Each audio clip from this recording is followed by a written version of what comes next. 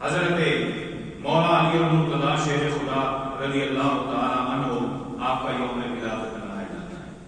میں ہر موقع پر ایک بات عرض کیا کرتا ہوں پہلے کہ بتائیے کیا صرف کسی کا یوم ولادت منا لینے سے بات بن جائے گی؟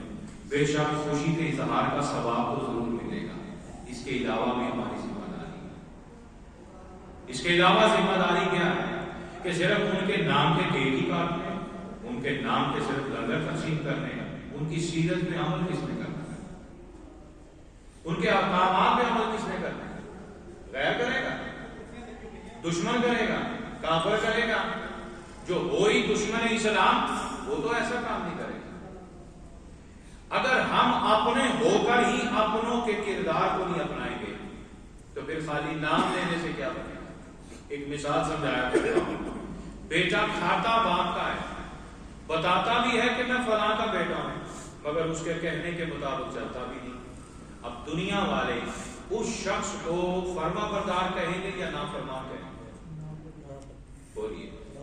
وہ کتنی بھی عزت، وہ کتنا بھی عروج والا کیوں نہ ہو، دولت والا کیوں نہ ہو، ظاہری طور پر اس کی طاقت کی وجہ سے لوگ خاموش تو ہو جائیں گے، مگر دل میں تو کہیں گے نا کتنا بے شرم ہے کہ اتنا کچھ حاصل کر کے بھی اپنے باپ کی عزت نہیں کرتا. لوگ کیا کہیں گے؟ دل سے کہیں یا زبان سے کہیں؟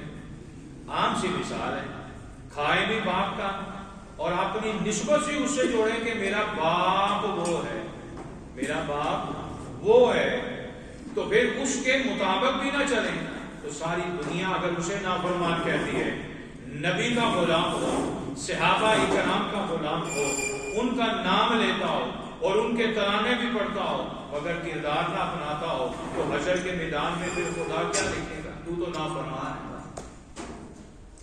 حضرت علی رضی اللہ تعالیٰ عنہ 13 رجب کو دن جمعے کا ہے، ابو طالب، حضرت ابو طالب کے گھر میں یہ ایک عظیم نور پیدا ہوتا ہے.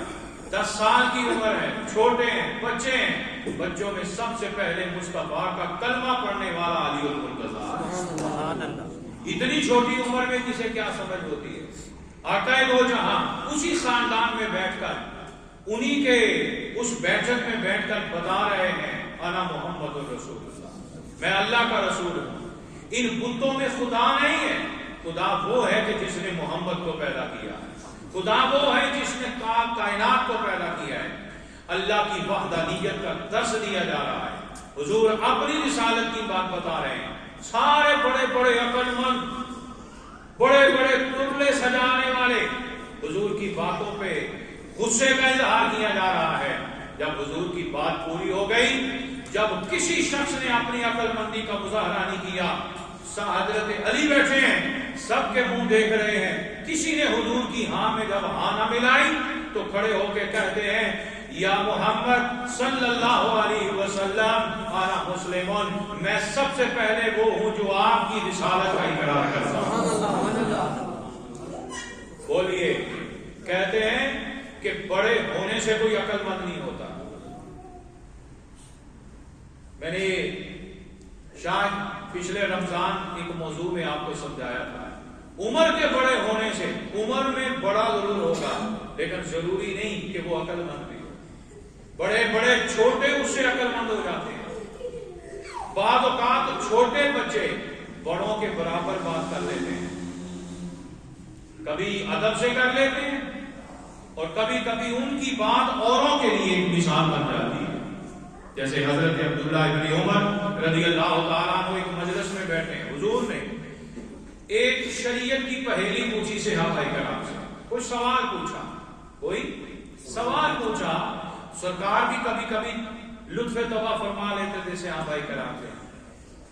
بجارت پوچھنی، پنجابی کہتے ہیں نا پہلی پونا، بجارت پوچھنی.